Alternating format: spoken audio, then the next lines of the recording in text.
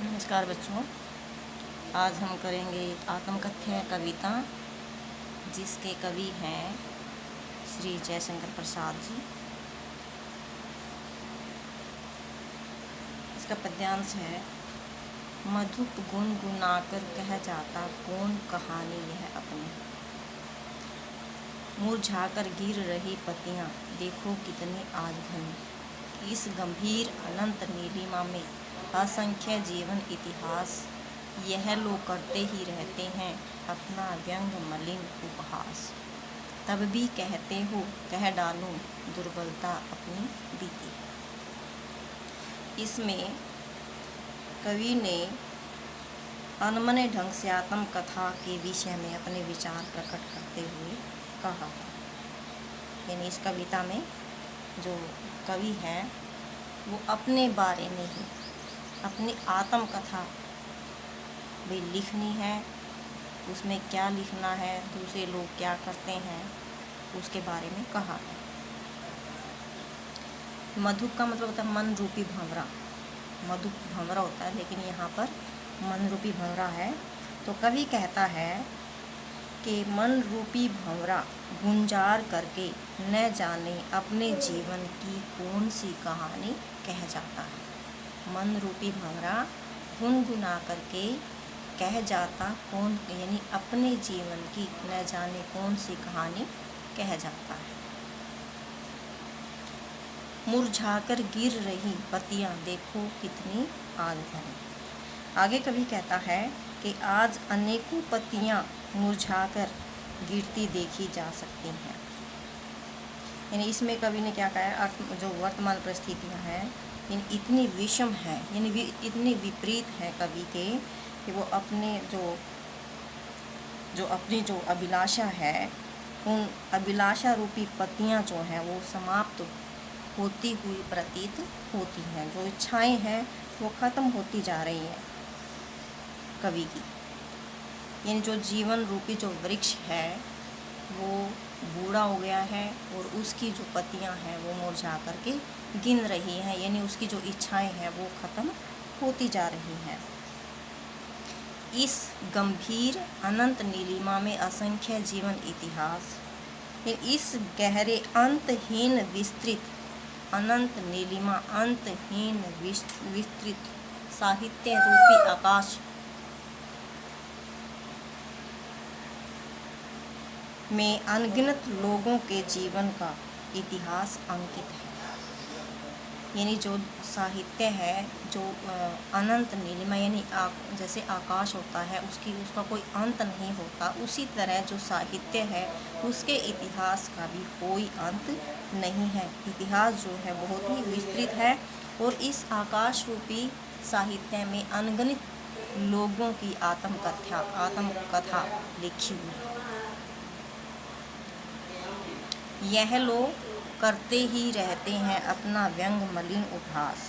ये सब क्या करते हैं, अपनी आत्मकथा लिख करके अपना ही मजाक उड़ाते रहते हैं, अपने ऊपर ही व्यंग करते रहते हैं, अपना उपहास जो है वो करते रहते हैं। इस प्रकार का मजाक होने पर भी तब भी कहते हो कह डालूं दुर्बलता अपनी भी। आप लोगों को पता है कि भी मैं अगर आत्मकथा लिखूंगा तो मेरा भी मजाक उड़ाया जाएगा, क्योंकि जब ऊपर जो अनेक इतिहासकार हैं उन्होंने अपनी आत्मकथा लिखी तो उनके जो आत्मकथा का भी क्या हुआ, उपहास उड़ाया गया। तब भी अगर आप कहते हो तो मैं अपने जीवन की दुर्बलता, अपनी बीती और अपने पर बीती हुई बातों का वर्णन कर दूं। अगर आप चाहते हो कि मैं भी अपने जीवन का मजाक उड़ाऊँ, उपहास करवाऊँ, तो मैं अपने जीवन की दुर्बलता का वर्णन कर दूँगा। तुम सुनकर सुख पाओगे, देखोगे यह गागर रीति। जब तुम मेरे जीवन के बारे में सुनोगे, यानी मेरी आत्मकथा को पढ़ोगे या सुनोगे, तब क्या देखोगे यह गागर रीति भी। जो मेरे जो जीवन रूपी गागर है, जीवन रूपी जो घड़ा है वो क्या है, भावहीन है। यानी मेरे हृदय में कोई भाव नहीं। तो क्या तुम मेरी आत्मकथा सुन करके सुखी होगे, सुख पाओगे? किंतु कहीं ऐसा न हो कि तुम ही खाली करने वाले, अपने को समझो मेरा रस ले अपनी भरने वाले। यानी जब तुम मेरे बारे में सुनोगे तब तुम्हें कहीं ऐसा ना लगे कि जो मेरे अंदर के भाव जो ख़त्म हो गए हैं, यानी मेरी जो गागर खाली हो गई है, मेरा जो जीवन रूपी जो घड़ा है वो भावहीन हो गया है, अपने को समझो। क्या तुम अपने आप को ही जिम्मेदार ना समझो कि मेरी वजह से जो जयशंकर प्रसाद जी हैं उनके जीवन में दुख आए हैं। मेरा रस ले अपनी भरने वाले भी अपने मेरा रस ले, यानी मेरे जीवन का रस ले करके, यानी मेरे जीवन की खुशी ले करके अपने जीवन में खुशी भरने वाले, कि तुम अपने आप को ही न समझने लगो। यानी अपने जीवन की कमियां और कमजोरियां सबको बता दूं तो ऐसा देख करके क्या होगा, तुम्हें क्या सुख की अनुभूति होगी। और कहीं तुम ऐसा ना समझो, मतलब मेरे दुखों का कारण तुम अपने आप को न समझने लगो। यह विडम्बना हरी सरलते तेरी हंसी उड़ाऊं मैं।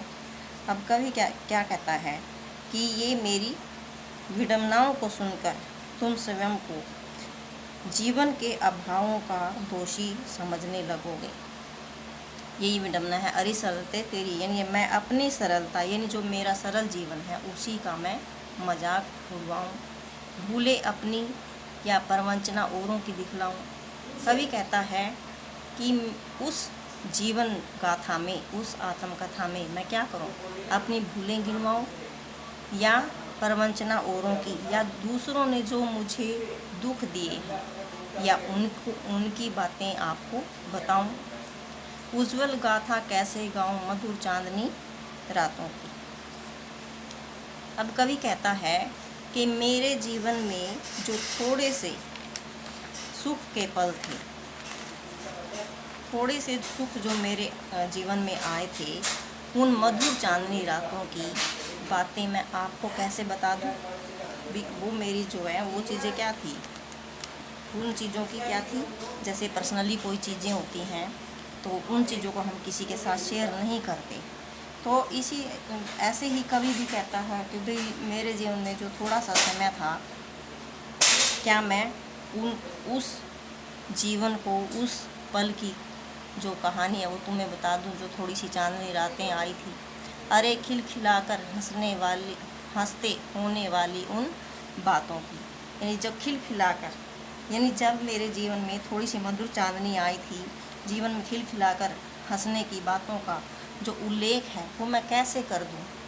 कवि कहता है भाई वो मेरी पर्सनल बातें थी, मेरी व्यक्तिगत बातें थी, उन व्यक्तिगत बातों का वर्णन मैं आप लोगों को कैसे कर सकता हूँ। मिला कहाँ वह सुख जिसका मैं स्वप्न देखकर जाग गया।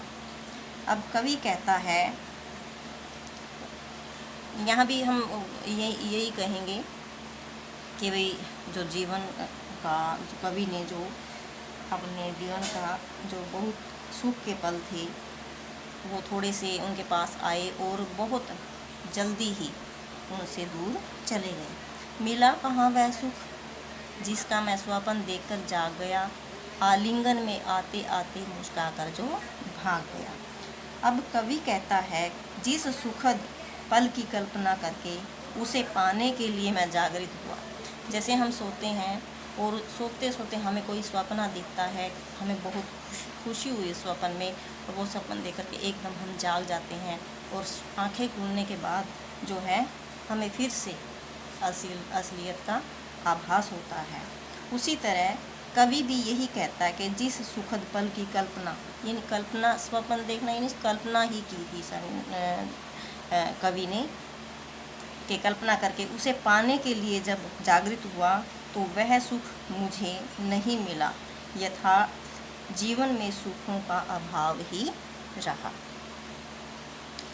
जो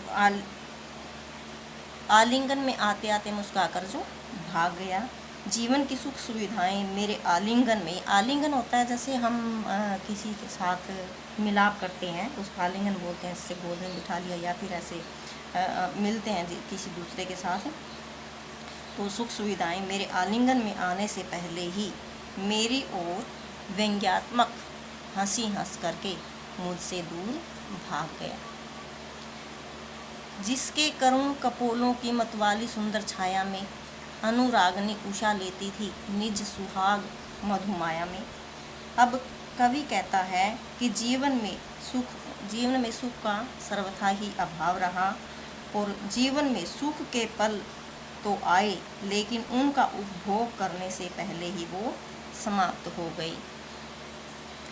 जिसके अरुण कपोलों की मतवाली सुंदर छाया में, अरुण कपोल यानी लाल गाल जिसके होते हैं, अनुरागनी उषा लेती। यहाँ पर कवि किसके बारे में कहता है? यहाँ पर अपनी प्रेमिका, अपनी पत्नी के बारे में वर्णन कर रहा है कि मेरी जो प्रेमिका है वो इतनी सुंदर थी, उसके गालों की लाली इतनी मतवाली थी कि अनुरागनी उषा लेती थी। जो उषा है, प्रेम से भरी हुई जो सुबह है, वो भी अपने सुहाग की जो छाया है, मधुमाया है, उसकी निशानी भी मेरी प्रेमिका के गालों से ही लाली लेती थी। यानी इतने अरुण, इतने लाल गाल थे, मदमस्त कर देने वाली सुंदरता की जो छाया थी, प्रेम से भरी सुबह उस मधुर माया में अपने सुहाग की लाली लेती थी।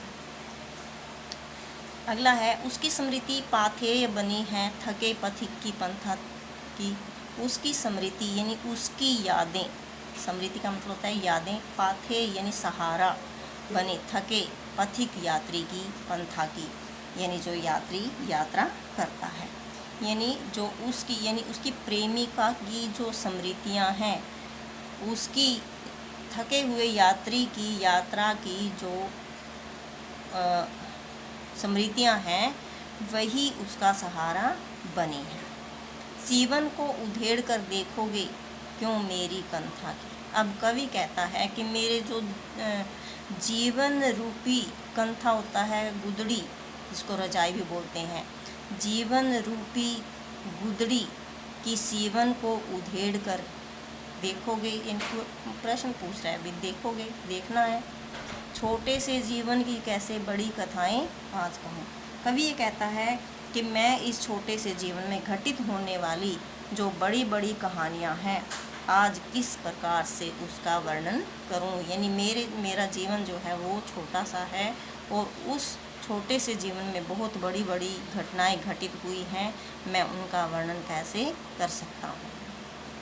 क्या यह अच्छा नहीं कि औरों की सुनता मैं मौन रहूं। अब कवि यहाँ कहता है कि क्या ये सही नहीं है कि मैं दूसरों की सुनता रहूं और जब खुद मौन रहूं, यानी अपनी आत्मकथा ना सुनाऊं, सिर्फ दूसरों की सुनकर क्या तुम भला करोगे मेरी भोली आत्मकथा की। अब कवि कहता है कि मेरी जो आत्मकथा है उसमें कुछ भी खास या कुछ भी विशेष नहीं है, वो तो सीधी सरल है, भोली भाली है। अभी समय भी नहीं थकी सोई है मेरी मौन व्यथा। और कवि कहता है कि अभी तो समय भी नहीं आया कि मैं अपनी आत्मकथा लिखूं, क्योंकि अभी तो जो मेरे जीवन में जो पीड़ा है वो विषम परिस्थितियों के थपेड़े खा करके थक हार कर शांत भाव से सोई है। यानी दुख सहते सहते जो मेरी जो आत्मा है वो इतनी जो दुखी हो चुकी है। अब क्या है कि अब मेरी आत्मा सो चुकी है, अब उस पर जो है जीवन के सुख दुख का कोई प्रभाव नहीं है। जीवन के दुखों और अभावों को सहते सहते इतना थक गया हूँ कि अपने विषय में अब मैं कुछ बता नहीं सकता। तो ये था कविता आत्मकथा जिसके कवि थे श्री जयशंकर प्रसाद जी। तो आप इस कविता को सुनिए और समझिए। अगर कुछ समझ में नहीं आता तो आप जो है नीचे बॉक्स दिया हुआ है उसमें आप अपनी कंप्लेंट कर सकते हैं। धन्यवाद।